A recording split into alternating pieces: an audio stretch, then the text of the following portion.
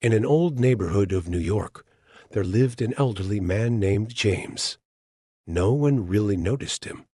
He wore the same gray coat every day, visited the library, and returned quietly to his modest apartment. No car, no smartphone, and barely a word to anyone. But when James passed away, he left behind a fortune worth over $8 million. People were shocked. How could someone so simple, so invisible, amass such wealth? Meanwhile, a young pro athlete, once all over the headlines with flashy cars, exotic vacations, and millions in the bank, was now bankrupt. Just a few years later, he was desperately looking for a basic job. The difference between James and the athlete wasn't intelligence, education, or even luck. It was behavior. James wasn't a genius, but he was patient. He understood that money doesn't grow through speed, but through consistency. He didn't chase wealth. He let it grow slowly, quietly. The athlete, on the other hand, believed money was proof of success, that it would never run out. Most people think managing money is about math and formulas. But the truth, it's about human psychology, fear, greed, jealousy, the urge to compare. Good money doesn't come from flashy moves.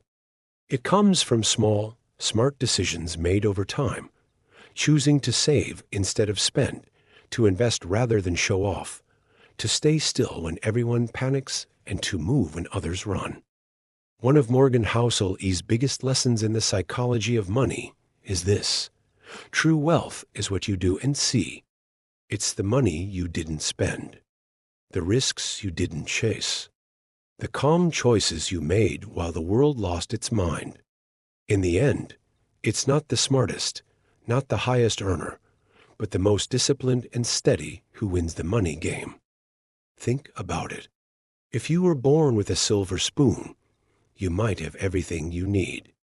Your parents might have invested wisely, given you good financial advice, or even left you a trust fund.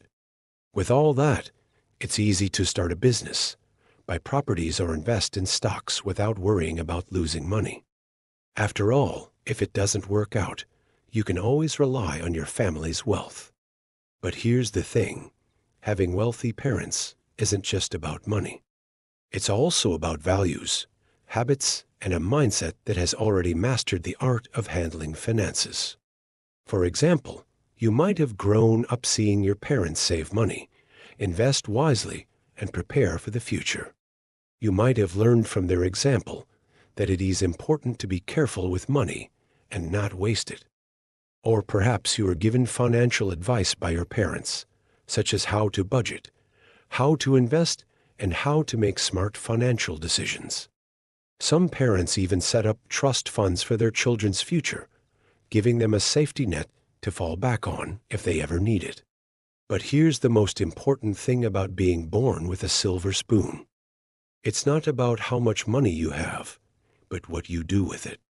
You could choose to squander it, live a life of luxury, and end up broke.